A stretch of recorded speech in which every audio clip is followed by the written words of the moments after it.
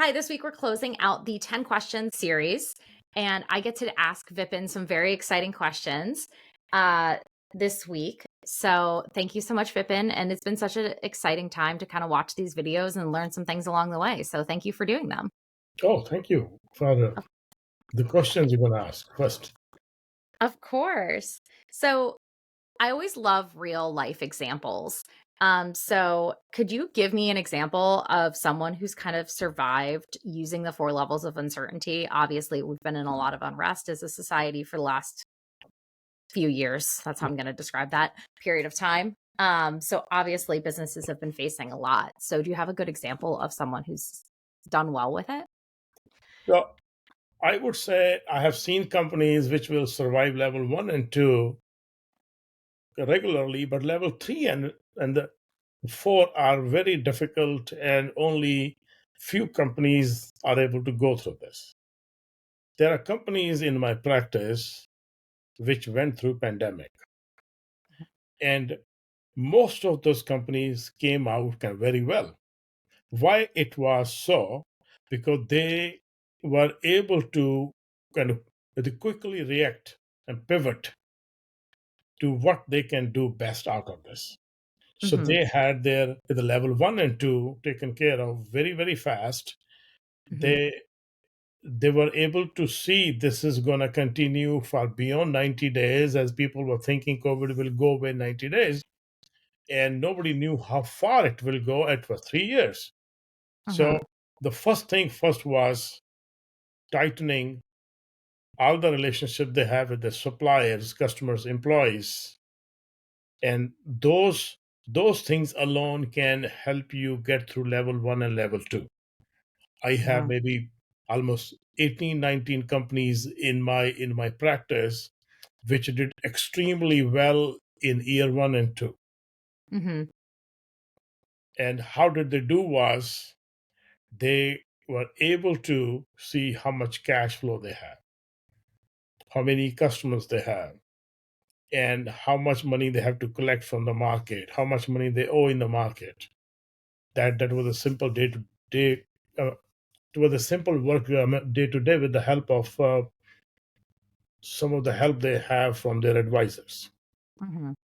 If you talk about level three, that is, will pandemic ever come? Only couple of companies I have in my practice, or I know some of them from my past life. Those companies do these exercise regularly. If we have an event that will get us out of operation for the 6 months, do we have a plan? They will set up triggers that if this happens, what we'll do first. They have written down processes that we will ask our suppliers to extend payment terms. We'll try to collect uh, we will try to collect payments from our customers on time. We'll talk to our banks in advance. We'll cover all these bases, and we'll take care of all of our employees accordingly. They have the triggers kind of set up, and Hmm. those are the triggers which save you from to level one, two, three collectively. It is hard to give you an example of a company that has a plan to kind of react to the demographic change, even though it is in front of us. Hmm. Some of the AI work we are seeing nowadays, artificial intelligence. We have robotics. We also have cobots, which are the collaborative robots. Those will help us in the areas of senior care, hospitals, in the medical industry, and in general, how there will be human like interactions. There are Hmm. very few companies I have seen in my lifetime. Those have actually prepared in advance about the demographic shift we are going to see in the coming maybe 10 years or so. Yeah. Those companies are in Japan. They have been preparing for a very long time, seeing the long term impact of the aging in their country. In the Yeah. United States, I have not seen many companies doing that. Yeah. No, I mean, it's definitely coming. Yeah. Sure, it's coming. It's coming. And so one question we did get was, so if you're just starting out, and you're not doing anything really aggressive to monitor your competition, what are the first few steps that you would take and you would advise someone to take in monitoring their competition? It is hard to imagine any company is not doing it. Sometimes they do, but they don't know they're doing. The very first thing to see, who are you losing business to? Your Hmm. competitors in your small market area. There are Hmm. how many companies of similar size or similar businesses which are offering similar services to your customers. That is your immediate competition. That is visible to you. What is not visible to you, if some of these companies are far away and these companies are not in your vision, Hmm. just think of a company which is in the business of electrical contracting. Hmm. The most important thing they use is copper. And there's no copper mine in the US. So, who's the biggest buyer of copper is China. Anything that will happen in China regarding copper can affect a company 2 miles away from Philadelphia, which has no connection with China. So, Hmm. your competition is everywhere in the air, everywhere around you. How do you Hmm. track your competition? Number one is finding who are you losing any business to. Number two, who is planning to expand production? Who among your competition has purchased a bigger office or rented a bigger office? That Hmm. means they are expanding, so they are your competitor. If anybody is coming into your industry, if your profit margin is higher than other industries, that will attract companies from outside your industry to get into your industry. It's a Hmm. natural thing. If you're tracking this, any regulations are changing in your industry that will make some other people to be able to do better than you. So trying to find where your competition is a 24-hour work. You have to keep your eyes open, your ears are listening, and your mind is thinking. You're going to industry events. Try to go to some event which is not only your industry, but event where all your customers are present. See what Hmm. are they talking. You have to have a mindset of tracking competition. Hmm. It is a mindset game. It is not simply access to data. Yes, it is there. You can have all the news about it, but how are you digesting it? Is there a connection between the one news with any other news which came along with it? You have to Hmm. find some connections in this. No, I think that makes a lot of sense. And it is really, you have to be so aware Yeah. um, of your competition in the market. And then the last one I have to ask is just, going back to examples, I really enjoy, um, you know, streamlined market strategy and that conversation. Who would you give as an example of someone who does that really well in having a, streamlined market strategy? You can anonymize it, obviously. But I will admit this is a tough one. I mean, because marketing is a field which is very difficult, but people think it is easier than others. So your overall your market and your market segments are changing every day, but they are not changing, I mean, noticeably that you have to make changes. Mhm. And you have to watch where is that kind of shift gonna happen, that you have to take actions. So it's a continuously calibrating your marketing materials.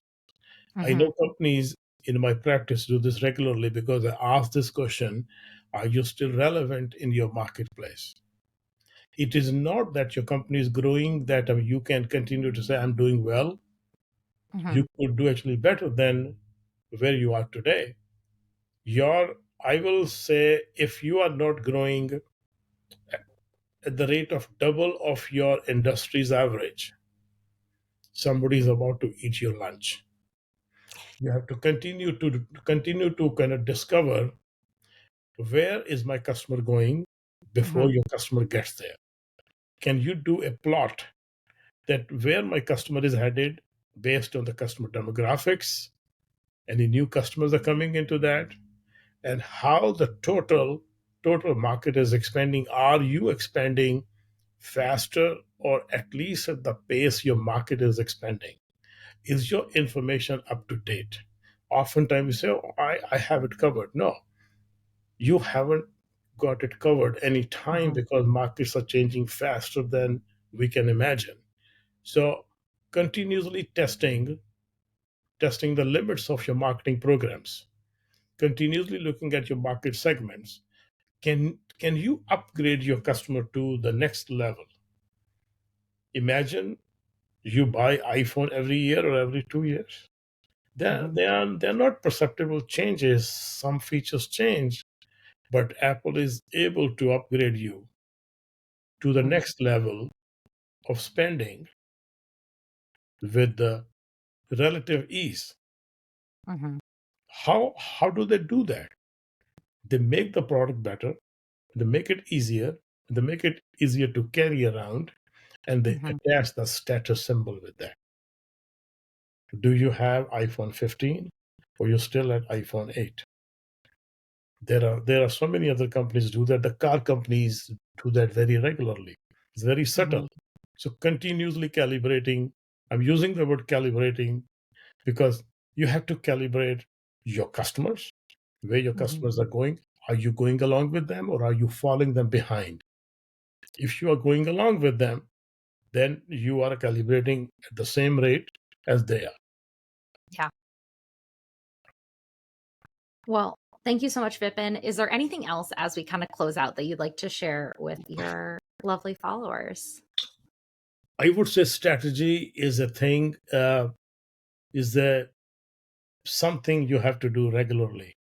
It is not a once a year ritual. Mhm. It is every 2 months you have to sit down with your management team, take a day off from your day to day business, say, how are we doing? Do we need a calibration? Are we still at the top of our game? You got only one chance to be on the top. After you are at the top of your game, the companies behind you which want to topple you. Yeah. How long you can stay on the top depends on how closely you are looking at your markets, how closely you are looking at your competition, how relevant is your strategy, your tactic, and your structure, and Yeah. how honest you are with you that I'm doing it right. Take outside help if you need, but do it very regularly. I recommend every 2 months you should have a day off from the company and can spend a time that is needed to look at your strategy and your competition and everything else. And Well, thank thank you you so for all the questions. You made me think. These questions look simple when you ask, but as I search the answers, they are very great questions. Thank you for asking those. Of course. Well, thank you all so much. And thank you, Vipin, for allowing me to be a part of this. And I'm excited to continue to partner with you, and we'll get to see some more video content in the coming weeks. Thank you.